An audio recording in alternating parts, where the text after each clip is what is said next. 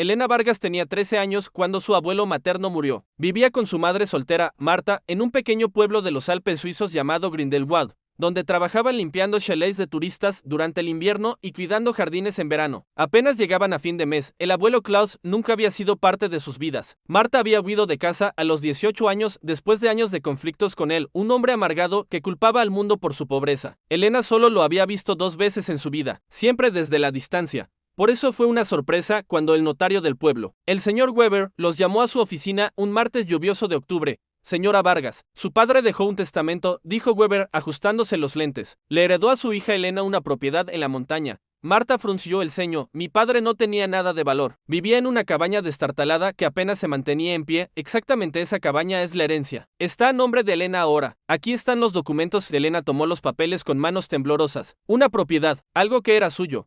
¿Por qué me la dejó a mí y no a ti, mamá?, preguntó Marta. Suspiró con amargura. Probablemente su forma de castigarme, dejarme fuera de su testamento, darle algo inútil a mi hija solo para recordarme que nunca me perdonó por irme. El notario carraspeó incómodo. También dejó una carta, solo para Elena. Elena abrió el sobre con dedos nerviosos. La letra temblorosa de su abuelo decía: Elena, nunca fui buen padre para tu madre y tampoco fui buen abuelo para ti, pero esta cabaña tiene algo que tu madre nunca supo, algo que guardé toda mi vida por miedo y orgullo. Ahora es tuyo, úsalo sabiamente. Perdóname por no haber sido mejor. Abuelo Klaus, ¿qué significa esto?, preguntó Elena. No tengo idea, respondió Marta. Tu abuelo siempre fue un hombre extraño, lleno de secretos. Ese sábado, madre e hija subieron por el empinado sendero de montaña hasta la cabaña. Estaba a 2 horas de caminata del pueblo, rodeada de pinos y con vista al glaciar Eiger. La estructura era vieja, con techo de madera podrida, ventanas rotas y paredes cubiertas de musgo. Es peor de lo que recordaba, murmuró Marta. No vale nada, Elena. Deberíamos venderla como terreno si alguien la quiere. Pero Elena sintió algo diferente. Había un misterio aquí, algo que su abuelo quería que encontrara. Entraron con cuidado. El interior olía a humedad y abandono. Había muebles viejos, una estufa oxidada, estantes con libros mohosos. Todo estaba cubierto de polvo. Elena caminó lentamente por la cabaña, buscando pistas. Su madre revisaba las habitaciones, descartando todo como basura. Fue en la habitación principal donde Elena notó algo extraño. Las tablas del piso sonaban huecas en una sección específica. Se arrodilló y comenzó a examinar. Mamá, ven aquí. Este piso suena diferente. Marta se acercó, golpeando con el pie. Tienes razón. Probablemente está podrido. Usando una herramienta vieja que encontraron, comenzaron a levantar las tablas. Debajo había un espacio oculto, de aproximadamente 1 metro de profundidad, y allí, envuelto en lonas impermeables, había algo que les quitó el aliento. Cajas. Docenas de cajas de metal selladas. Con manos temblorosas, abrieron la primera. Dentro había billetes antiguos, perfectamente preservados. Francos suizos de los años 1940 y 1950, cuidadosamente apilados y envueltos.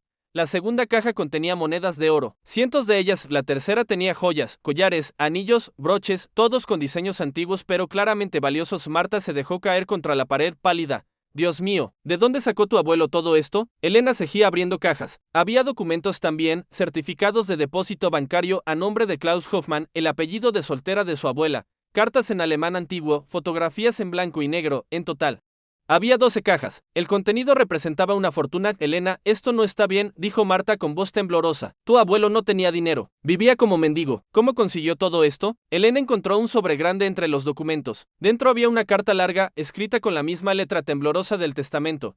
Si estás leyendo esto, encontraste mi secreto. Debo explicar. Durante la Segunda Guerra Mundial, yo era joven, trabajaba en un banco en Zúrich. Cuando los nazis comenzaron a perseguir judíos, muchos depositaron sus valuables en nuestro banco antes de huir o ser capturados. El banco debía proteger esos depósitos, pero después de la guerra, el banco se apropió de muchos de esos depósitos, alegando que los dueños habían muerto sin herederos. Yo sabía que era robo. Copié registros, identifiqué depósitos que iban a ser perdidos por el banco, y poco a poco, durante años, recuperé lo que pude antes de que desapareciera en las arcas del banco. Sé que técnicamente también robé, pero no para mí. Guardé todo esto, esperando algún día poder devolvérselo a las familias correctas. Investigué durante décadas, encontré algunos herederos y les devolví cosas anónimamente. Pero muchos linajes se perdieron completamente en el Holocausto. Este tesoro que encuentras no me pertenece. Pertenece a familias judías que fueron destruidas. Los nombres y direcciones conocidos están en los documentos. Devuélvelo a quien puedas encontrar. Lo que no puedas devolver, úsalo para honrar su memoria. Viví en pobreza porque no podía usar este dinero. No era mío, pero tampoco podía dejarlo en manos del banco corrupto. Esta ha sido mi cruz toda la vida. Ahora es tu responsabilidad, Elena. Haz lo correcto. Elena terminó de leer con lágrimas en los ojos. Miró a su madre. Abuelo Klaus no era un ladrón. Era un guardián. Marta también lloraba, viendo a su padre bajo una luz completamente nueva. Toda mi vida pensé que era un viejo miserable y avaro, y resulta que estaba cargando con esta responsabilidad imposible. Solo, durante décadas, Elena tocó las cajas con reverencia. Esto no era su fortuna, era un legado de dolor, de historia, de familias destruidas. Tenemos que hacer lo correcto, mamá dijo con voz firme. Tenemos que encontrar a los herederos. Marta asintió, limpiándose las lágrimas. Sí, pero será difícil, Elena. Muchas de estas familias probablemente ya no existen. Entonces intentaremos. Es lo que el abuelo hubiera querido. Esa noche, en su pequeño apartamento, comenzaron a revisar los documentos. Había nombres, direcciones de antes de la guerra, fotografías de familias sonrientes que no sabían el horror que vendría. Elena, con apenas 13 años, había heredado más que una cabaña vieja. Había heredado una misión. Las siguientes semanas fueron abrumadoras. Marta y Elena decidieron no tocar el dinero ni las joyas hasta entender completamente qué hacer. Consultaron con el párroco local, el padre Friedrich, un hombre sabio de 70 años que había vivido toda su vida en Grindelwald. Esto es extraordinario, dijo, revisando los documentos con lentes de aumento. Klaus Hoffmann hizo algo muy valiente, pero también muy complicado legalmente. Técnicamente, sacó estos bienes del banco sin autorización. ¿Significa que Elena podría tener problemas?, preguntó Marta, preocupada. No, ella es menor y heredera inocente, pero necesitan ayuda profesional. Conozco a alguien en Zúrich, una abogada especializada en restitución de bienes del Holocausto. Se llama Sarah Goldstein. Ella puede guiarlas. Una semana después, Sarah Goldstein, una mujer de 50 años con cabello gris y ojos penetrantes, visitó Grindelwald. Cuando Elena le mostró todo, la abogada lloró abiertamente. Mi propia familia perdió todo en el Holocausto, le explicó. Nunca recuperamos nada. Ver que alguien intentó preservar estas cosas es profundamente conmovedor. Sarah examinó cada documento meticulosamente. Hay 18 familias identificadas aquí. Algunas puedo rastrear. Hay organizaciones que mantienen registros. Otras. Será muy difícil, pero lo intentaremos. ¿Y si no encontramos herederos?, preguntó Elena. Entonces, según la ley suiza y los acuerdos internacionales sobre restitución del Holocausto, tú como poseedora actual tendrías derechos, pero moralmente deberías considerar donar a organizaciones que honren la memoria de las víctimas.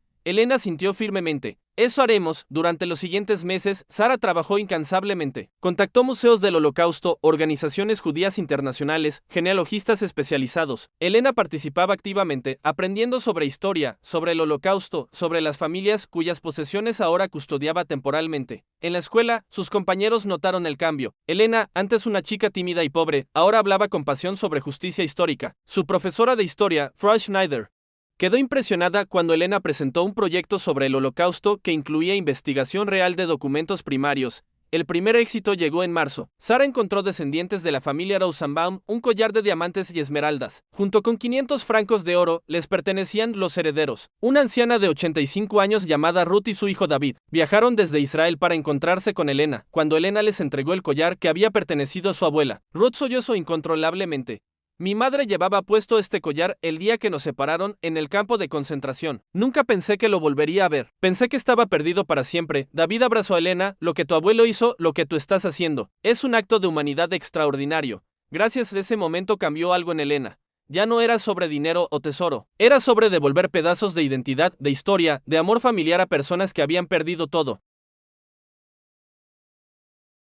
Pero no todos los casos eran exitosos. Muchas familias habían sido completamente exterminadas. No había herederos vivos. Esos casos rompían el corazón de Elena. Sarah le explicó con gentileza, no todos pueden ser salvados, Elena, pero cada vida que honramos, cada memoria que preservamos, importa. Mientras continuaban la búsqueda, surgió otro problema. El banco donde Klaus había trabajado se enteró de la situación. Enviaron abogados exigiendo que todos los bienes fueran entregados a ellos como propietarios legítimos originales. Sarah los enfrentó ferozmente en reuniones legales. Su banco robó sistemáticamente a víctimas del Holocausto durante décadas. No tienen derecho moral ni, según leyes de restitución, derecho legal completo sobre estos bienes. Klaus Hoffmann hizo lo que su banco debió haber hecho, proteger las posesiones de sus clientes. La batalla legal fue intensa, pero Sarah tenía razón. Las leyes internacionales sobre restitución del Holocausto favorecían la devolución directa a herederos cuando era posible, no a instituciones financieras. El banco finalmente se retiró, especialmente cuando la prensa comenzó a cubrir la historia. Niña de 13 años honra legado de abuelo devolviendo tesoro del Holocausto, titularon los periódicos. Elena no quería atención mediática, pero Sarah le aconsejó, esta publicidad ayudará. Más herederos podrán encontrarnos si saben que estamos buscándolos. Y funcionó. En los siguientes 6 meses, 4 familias más fueron localizadas. Cada reencuentro con objetos perdidos era emotivo, sanador. Para el cumpleaños 14 de Elena, aún quedaban bienes sin reclamar de 10 familias cuyas líneas parecían completamente extintas. El valor total era estimado en 3 millones de francos suizos. Sara organizó una reunión formal con Elena y Marta. Hemos agotado todas las vías razonables de búsqueda para estas familias. No existen herederos vivos rastreables. Según la ley, Elena, estos bienes son legalmente tuyos ahora 3 millones. Una fortuna que cambiaría sus vidas completamente. Podrían dejar de limpiar casas, Elena podría ir a buenas universidades, nunca más preocuparse por dinero. Pero Elena miraba las fotografías de esas familias perdidas. Niños sonrientes que nunca crecieron, padres orgullosos que murieron en campos, abuelos que vieron destruirse todo su mundo. No puedo quedármelo, dijo finalmente. No es mío. Nunca será mío. Marta tomó la mano de su hija, con lágrimas de orgullo. ¿Qué propones, mi amor? Elena había pensado mucho en esto. Quiero crear una fundación educativa. Usaremos el dinero para becas, niños refugiados, niños de familias perseguidas, niños que perdieron todo como estas familias. Les daremos oportunidades de educación que a estas familias les fue robada. Sara sonrió ampliamente. Es una idea hermosa, Elena, quiero que se llame Fundación Klaus Hoffmann, para que mi abuelo sea recordado no como el hombre amargado que era, sino como el guardián que intentó hacer lo correcto. Marta lloró, finalmente haciendo las paces con la memoria de su padre. Los siguientes meses fueron de trabajo intenso estableciendo la fundación. Elena insistió en participar en cada decisión, aprendiendo sobre finanzas, sobre administración sin fines de lucro, sobre criterios de becas. La primera reunión de la junta directiva incluyó a Sara como asesora legal, al padre Friedrich como consejero moral, a Frau Schneider como asesora educativa, y a Ruth Rosenbaum, la sobreviviente del Holocausto, como presidenta honoraria. Esta niña tiene 14 años y está haciendo lo que adultos no pueden, comentó Ruth. Tiene un corazón extraordinario. Las joyas fueron vendidas en subasta especializada, con la historia completa revelada. Coleccionistas y museos pujaron, no solo por el valor material sino por el significado histórico. El dinero recaudado superó las expectativas, con 3,5 millones de francos. La Fundación Klaus Hoffmann comenzó a operar. El primer año otorgaron becas a 15 estudiantes, niños sirios refugiados en Suiza, niños de minorías perseguidas, niños de familias en extrema pobreza. Elena conoció a cada becario personalmente. Uno de ellos, un niño sirio de 12 años llamado Amir, le dijo, mi familia perdió todo en la guerra. Pensé que nunca podría estudiar. Gracias por darme futuro. Elena comprendió entonces completamente lo que su abuelo había intentado hacer. Preservar no solo objetos, sino posibilidades. Dar a otros lo que fue robado a aquellas familias, esperanza, futuro, dignidad. 2 años después del descubrimiento, Elena tenía 16 años. La fundación había crecido, atendiendo ahora a 50 estudiantes. Los medios internacionales seguían la historia, y donaciones adicionales comenzaron a llegar de personas conmovidas por la misión.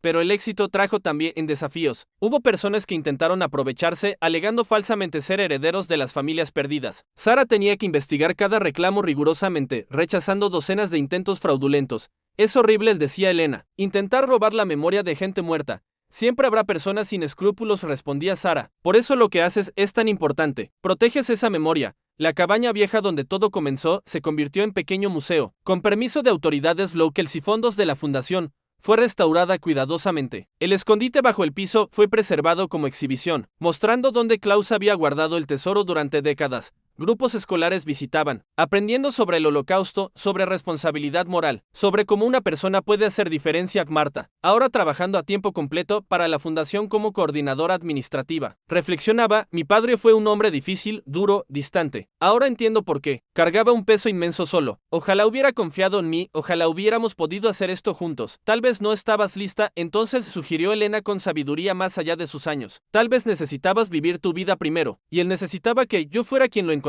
alguien joven sin los resentimientos del pasado. Elena comenzó a dar charlas en escuelas sobre historia, justicia y responsabilidad. Era articulada, apasionada, auténtica. Los estudiantes la escuchaban cautivados. En una conferencia en Ginebra sobre restitución del Holocausto, Elena, a los 17 años, fue invitada como oradora principal. Habló frente a cientos de académicos, sobrevivientes, abogados y funcionarios. Mi abuelo no era perfecto, dijo. Cometió errores, fue duro con mi madre, vivió en amargura, pero también cargó una responsabilidad que nadie más quiso cargar. Intentó hacer lo correcto en un mundo que hacía lo incorrecto. Y cuando ya no pudo continuar, confió en que la siguiente generación terminaría su trabajo. Ese es el verdadero legado, no el tesoro, sino la responsabilidad de hacer lo correcto, de honrar a los que no pueden hablar por sí mismos. La ovación fue prolongada. Ruth Rosenbaum, ahora de 88 años y frágil, subió al escenario y abrazó a Elena.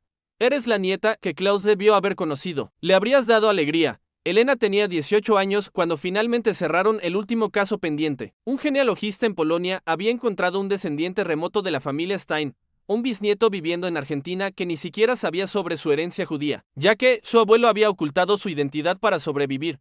Cuando recibió el pequeño reloj de bolsillo que había pertenecido a su bisabuelo, el hombre, llamado Martín, lloró. Mi abuelo nunca habló de su pasado, murió llevándose sus secretos. Esto me da una conexión que nunca supe que había perdido. Con ese último objeto devuelto, el trabajo directo de restitución estaba completo. Pero la fundación continuaba creciendo. Elena fue aceptada en Universidad de Ginebra para estudiar Derecho Internacional con enfoque en derechos humanos. La fundación le otorgó su propia beca, irónico pero apropiado. En su último día en Grindelwald, antes de mudarse a Ginebra para la universidad, Elena subió sola a la cabaña, ahora museo. Se paró en la habitación donde había descubierto el tesoro hacía 5 años. Cerró los ojos, imaginando a su abuelo Klaus, joven, trabajando en ese banco, viendo la injusticia y decidiendo actuar. Imaginándolo después, viejo y solo, guardando su secreto, cargando su cruz, esperando el momento correcto para pasar la antorcha. Gracias, abuelo, susurró. Me diste más que dinero. Me diste propósito. De esa noche, la familia y amigos organizaron una pequeña celebración de despedida. Sara estaba ahí, Ruth y David llegaron especialmente desde Israel. El padre Friedrich bendijo la comida. Frank Schneider trajo pastel. ¿Qué harás después de la universidad?, preguntó David. Trabajar en restitución internacional, respondió Elena sin dudar. Hay millones de objetos, de propiedades, de obras de arte robadas durante el Holocausto y otras atrocidades que nunca fueron devueltas. Alguien tiene que continuar el trabajo. Serás excelente en eso, dijo Sara. Ya tienes más experiencia que abogados de 40 años. Ruth tomó las manos de Elena entre las suyas arrugadas. Tu abuelo hizo algo extraordinario, Elena. Pero tú lo hiciste mejor. Él guardó el tesoro por miedo y culpa. Tú lo transformaste en algo hermoso, educación, esperanza, futuro. Eso es verdadera restitución. Marta, observando a su hija rodeada de amor y respeto, pensó en su propio padre. Había pasado tantos años resentida, sin entenderlo. Ahora veía que el dolor hace a las personas difíciles, que las cargas invisibles cambian quiénes somos. Elena, hay algo que quiero darte, dijo Marta, entregándole un sobre. Dentro había una fotografía vieja, Klaus Hoffmann joven, sonriendo, sosteniendo una bebé. En el reverso decía, con mi nieta Marta, 1978. Tu abuelo sí sonreía una vez, dijo Marta con lágrimas, antes de que todo el peso lo cambiara. Quiero que recuerdes que debajo de la amargura, había un hombre que intentó hacer lo correcto. Elena guardó la fotografía cuidadosamente. 10 años después, Elena Vargas, ahora de 28 años, trabajaba para Naciones Unidas en restitución de bienes culturales. Había ayudado a devolver cientos de objetos robados a sus propietarios legítimos en conflictos alrededor del mundo. La Fundación Klaus Hoffmann había otorgado becas a más de 500 estudiantes. Muchos se habían graduado, convirtiéndose en doctores, maestros, ingenieros, artistas. Algunos volvían como voluntarios, devolviendo lo que habían recibido. La cabaña museo recibía miles de visitantes al año. La historia de Klaus y Elena se enseñaba en escuelas suizas como ejemplo de responsabilidad moral y justicia restaurativa. Y en un rincón especial del museo, había una placa que decía, Klaus Hoffmann guardó un tesoro no para sí mismo, sino para la historia. Su nieta Elena lo transformó en esperanza. Que todos aprendamos que la verdadera riqueza no está en lo que guardamos, sino en lo que damos, no en lo que poseemos, sino en lo que restituimos. Elena visitaba ocasionalmente, trayendo a sus propios estudiantes, contando la historia una y otra vez, porque las historias importan, la memoria importa, y hacer lo correcto, incluso cuando es difícil, especialmente cuando es difícil, siempre importa. El tesoro bajo el piso de la cabaña vieja valía millones, pero el verdadero tesoro fue la lección que una persona, sin importar su edad, puede cambiar vidas, que los errores del pasado pueden transformarse en sanación futura, que la justicia demorada todavía es justicia, y que a veces las herencias más valiosas no son de dinero, sino de responsabilidad, de propósito, de la oportunidad de hacer del mundo un lugar un poco más justo.